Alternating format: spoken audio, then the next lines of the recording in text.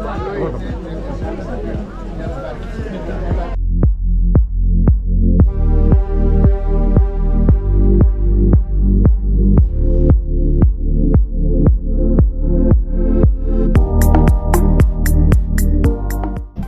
γίνει αυτό το έργο υπήρχε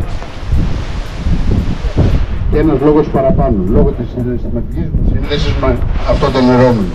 Μιας και ο παππούς μου, ο Γεροπαύλου, υπήρξε από τους κύριους μελονάδες της εποχής. Το συνοχωριανό και φίλο Θέμη, όχι μόνο για τον νερόμενο, αλλά και για την γενικότερη προσφορά του διαχρονικά σε πολλούς άλλους τομείς. Ήταν πάντα και παντού παρόν. Σήμερα είναι όντως μια μεγάλη μέρα για το χωριό. Σήμερα ο Μήλος, ο οποίος είχε παραδοθεί για πολλά χρόνια, δεκαετίες, στο μαρασμό του χρόνου, σήμερα είναι εδώ, ανακοινισμένος, σε πλήρη λειτουργία, το άλεσμα είναι εδώ. Ήταν ένα όραμα όλων μας και σήμερα είναι πραγματικότητα. Ο Μήλος είναι ένα κομμάτι πολιτισμού, είναι ένα κομμάτι, είναι μνημείο ζωής. Εδώ κατέληγε ο πόθος, ο κόπος και ο πόνος όλων των μανάδων μας και των πατεράδων μας. Αυτός είναι ο Μήλος που έδωσε και δίνει τον άρτον ημών των επιβίσεων, αυτή τη βασική τροφή του ανθρώπου διαχρονικά. Ο Μήλος είναι η πρώτη μηχανή που κατασκεύασε ο άνθρωπος με τη δύναμη του νερού. Τα ιστορικά στοιχεία γράφουν ότι ο πρώτος μήλος νερόμηλος με τη δύναμη του νερού πάνω στη φτερωτή, όπως θα το δείτε, ανακαλύφθηκε το 64 π.Χ. στο παλάτι του Μηθριδάτη στο Πόντο. Το πόσο διαχρονικά είναι ο μήλος εδώ του χωριού μας δεν υπάρχουν ιστορικά στοιχεία. Εμείς οι παλαιότεροι τον έχουμε ζήσει από 80 χρόνια και πλάς. Κατά τη δική μου εκτίμηση, ο Μήλος πρέπει να είναι περισσότερο από 200 και 300 χρόνια εδώ. Αν όμως αναλογιστεί κανείς σύμφωνα με τα ιστορικά στοιχεία, πότε κατακτήθηκε αυτή η περιοχή όλη, καταλήγουμε στο εξής συμπέρασμα. Ο Ηρόδοτος, ο αρχαίος ιστορικός, αναφερόμενος στην περιοχή, γράφει για το Κιτίνιο. Το Κιτίνιο είναι μια περιοχή με τα σημερινά δεδομένα στο Παλαιοχώρι. Ήταν μια ευρύτερη περιοχή που περιλάμβανε διάφορους λαούς, Λοκρούς, Ευωής, Φθιοδευοκής, αλλά όσον αφορά εδώ την περιοχή, αναφερόταν στους Καλλιείς. Και δεν είναι τυχαίο ότι ο Δήμος μας εδώ ονομάστηκε Δήμος Καλλιέων. Αυτό το Ικτίνιο, ο Δήμος Καλλιέων, σαν Καλλιείς του χωριού εδώ της περιοχής, όχι μόνο το χωριό αλλά ευρύτερης περιοχής, ήταν μέρος του τότε Δήμου εισαγωγικά Ικτινίου. Και το 1870 αποχωρίστηκε και έγινε Δήμος Καλλιέων μέχρι το 1910. 1910-1997 μιλάμε για κοινότητες. 1997 μέχρι το 2010 είναι πάλι Δήμος Καλλιέων και συνέχεια Δήμος Δελφών. Αγρία και παραδίδεται στις επόμενες γενιές. Πιστεύω ότι θα εκτιμηθεί ανάλογα ακριβώς αυτός ο ιστορικός τόπος που, όπως είπα, είναι ένα κομμάτι, ένα μνημείο ζωής, ένα κομμάτι πολιτισμού. Και θα μου επιτρέψετε να κάνω μια προσωπική αναφορά στους γονείς μου, στη μνήμη του οποίου αφιέρωσα το Μήλο. Γεννήθηκα και μεγάλωσα από γονείς με υψηλό κώδικα αξιών, με έναν πατέρα υπερήφανο, άρχοντα, καλοσυνάτο και με ιδρυτικό λόγο. Μια μάνα αυστηρή, νοικοκυρά της παλιάς γενιάς, μας μεγάλωσαν με αυστηρότητα, με στοργή, και εκείνο που μάθαμε εκτός από τον κώδικα αξιών σε υψηλό επίπεδο και αυστηρό επίπεδο είναι ότι τα αγαθά κόπησε τότε. Και θα παρακολουθήσω παραπέρα για να πω την μεγαλοσύνη του πατέρα μου, το εξής χαρακτηριστικό γεγονός, το οποίο σε πολλούς προφανώς είναι άγνωστο.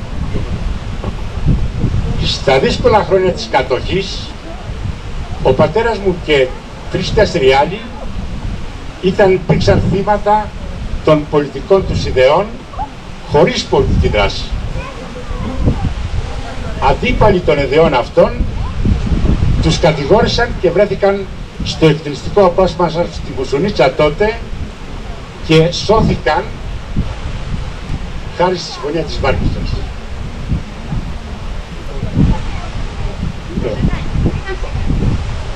Δεν άκουσα από κανέναν 80 χρόνια τώρα πλάς και τότε είτε ο πατέρας μου, επειδή αναφέρομαι στον πατέρα μου συγκεκριμένα, είτε από τους άλλους 3 να πούν στους κατηγόρους τους γιατί ρε παιδί μου μας πήγατε εκεί, στο παραλίγο θα ήταν στο πρώτο.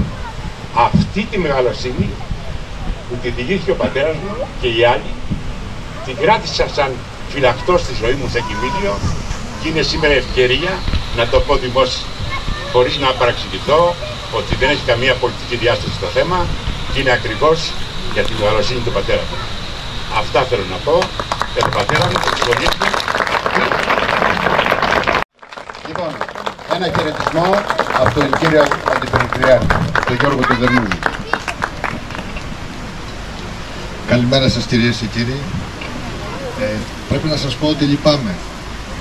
Λυπάμαι που δεν ήμουν τόσο καλός μαθητής, να έχω περάσει στην Αθήνα, να έχω τον κύριο Σκούρα καθηγητή. Λυπάμαι, να ξέρετε.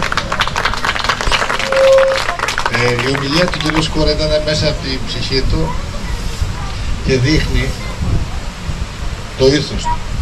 Ένας άνθρωπος και μάλιστα καθηγητής δεν φτάνει μόνο να διδάσκει στους μαθητές. Πρέπει και με τις πράξεις του να δείχνει ότι το καθηγητικό του έργο ήταν ορθό και λογικό. Και μάλιστα αυτή η πράξη την οποία έκανε ο καθηγητής την κάνει κυρίες και κύριοι ανιδιοτελώς, χωρίς καμία συμφέρον και αγάπη μόνο για τον τόπο του. Δύσκολο να συμπληρώσει κάτι πάνω σε αυτά που είπε. Εγώ θα αποταθώ στον ίδιο και θα τον ευχαριστήσω προσωπικά. Και εκ μέρους επιτρέψτε μου όλων σας και να τον συγχαρώ, να τον συγχαρούμε όλοι για αυτή την αναπαλαίωση, ανακαίνιση που έκανε στο Δήμο, δημιουργώντας έτσι ένα, όπως είπε ο ίδιος, σημαντικό μνημείο μουσείο στην περιοχή μας που θα δείχνει και θα διδάσει στις γενιές που θα έρχονται τον τρόπο που οι προγονείς τους άρεθαν το σιτάρι που καλλιεργούσαν σε αυτούς εδώ τους έφορους, τα έφορα χωράφια που βλέπετε εδώ γύρω, δημιουργώντας έτσι τα αλεύρι για να το ζυμώσουν, να το ψήσουν και να κάνουν τη σημαντική τροφή και για πολλούς τότε μοναδική, δυστυχώς, το ψωμί. Εδώ σε αυτό το χωριό έχω και συγγενείς, το αισθάνομαι δικό μου αυτό το χωριό. Δεν θα ευχαριστήσω τον κύριο Σκούρα που με κάλεσε. Θα τον ευχαριστήσω για όλα όσα έχει προσφέρει εδώ στο χωριό. Και τον κύριο Πρόεδρο και τον Σύλλογο. Να είστε καλά, να έχετε υγεία όλοι και πάντα γλέντια και χαρές.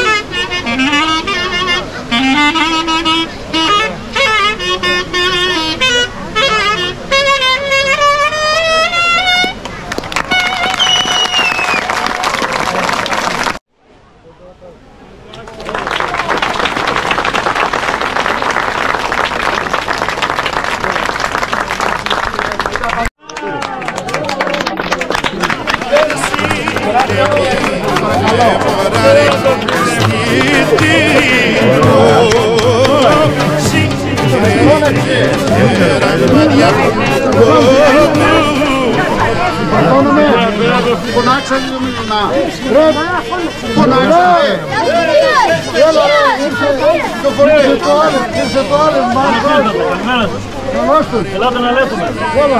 Θα θέλω να ρέμε εσύ.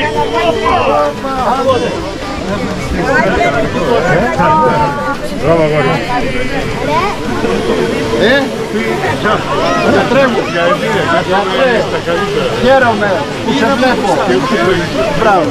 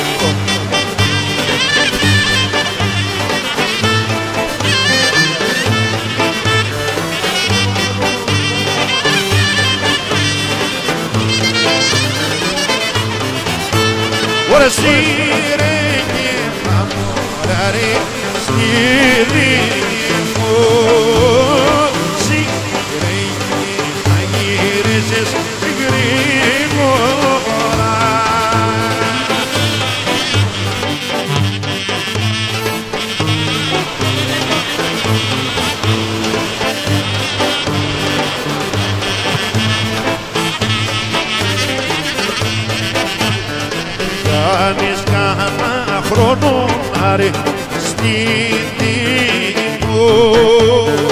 Κάνεις κανένα χρόνο τσιβά ειρήνο.